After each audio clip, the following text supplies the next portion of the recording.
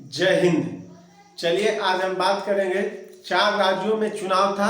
ये 4 राज्य में से 3 राज्य में बीजेपी जीती और 1 राज्य में कांग्रेस। इन 4 राज्यों में जीत तो बीजेपी के हाथ में गया, 3 राज्य में से 1 राज्य में कांग्रेस का। इसे लेकर के अभी पूरी देश में माहौल चुनावी इलेक्शन को देखते हुए बहुत ही अलग है, क्योंकि जो जिस पार्टी का समर्थक थे सभी अपने अपने पार्टियों को समर्थन में खुशी मना रहे हैं, तो कोई गम भी मना रहे हैं। क्या है कारण? बीजेपी जहां से जीती उस राज्य में बहुत खुशी है और उनके जो भी समर्थक पूरी देश में हैं सभी खुशी मना रहे हैं। और जहां जहां कांग्रेस के समर्थक थे जिस जिस राज्य में, सभी अभी उदास है। एक तेलंगाना राज्य को छोड़ करके बाकी सभी राज्य में कांग्रेस के समर्थक नाराज हैं। क्यों? वहां की जनता ने अपनी जीत दिखाई। ये किसी पार्टी का जीत नहीं होता है, ये जनता का जीत होता है। इसमें ज्यादा खुशी और ज्यादा गम मनाने की कोई आवश्यकता नहीं है। कारण यह आप ही के द्वारा चुना गया प्रतिनिधि है।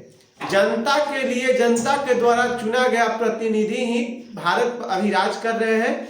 एक कोई राजतंत्र नहीं, एक लोकतंत्र है। इस लोकतंत्र में आपके द्वारा ही चुने गए प्रतिनिधि जाते हैं लोकसभा में या विधानसभा में। तो आप चुने हैं, आप अपने राज्य में देखिए, दूसरे राज्य पर ज्यादा किसी तरह का गम न मनाए, न ज्यादा खुशी मनाए। चलिए अब हम बताते हैं कहां कहां से कितने कितने सीट से कौन कौन जीता, आपको हम पूरी बताते हैं। मध्य प्रदेश में बीजेपी 163 सीट से जीती है, कांग्रेस 66 सीट, कुल सीट होता है 229। एक अन्य को हाथ में गया है। यहां पर सीट के कुल टोटल संख्या है 230। अभी छत्तीसगढ़ कुल सीटों की संख्या 90, बीजेपी 55, कांग्रेस 35। यहां पर अन्य को खाता तक नहीं खुला, लेकिन कांग्रेस और बीजेपी यहां पर अपना दम दिखाए, जिसमें बीजेपी की जीत हुई और कांग्रेस का हार। 35 सीट पर ही सिमट गए। राजस्थान कुल सीट 199, बीजेपी है 116 पे और कांग्रेस 68 पे। यहाँ पर 184 होता है कांग्रेस बीजेपी को मिला करके। अन्य के हाथ में गया है सीट यहाँ पर 15। तेलंगाना का जहाँ पर 119 सीट है, इसमें कांग्रेस 64 और बीआरएस 39, बीजेपी केवल 8 सीट पर रह गई। क्योंकि यहाँ पर बहुत बड़ी सीट देखी जाए तो बीजेपी के पाले में नहीं गया, बहुत ही कम गया है, बहुत ही कम। यहाँ पर 9 सीट अन्य लोग के खाते में गया। चलिए अब ये तो हो गई 4 राज्य की जो परिणाम आया हो, और प्रत्येक राज्य की जनता इस पे खुश है, कुछ गम मना रहे हैं अपने अपने पार्टियों की वजह से।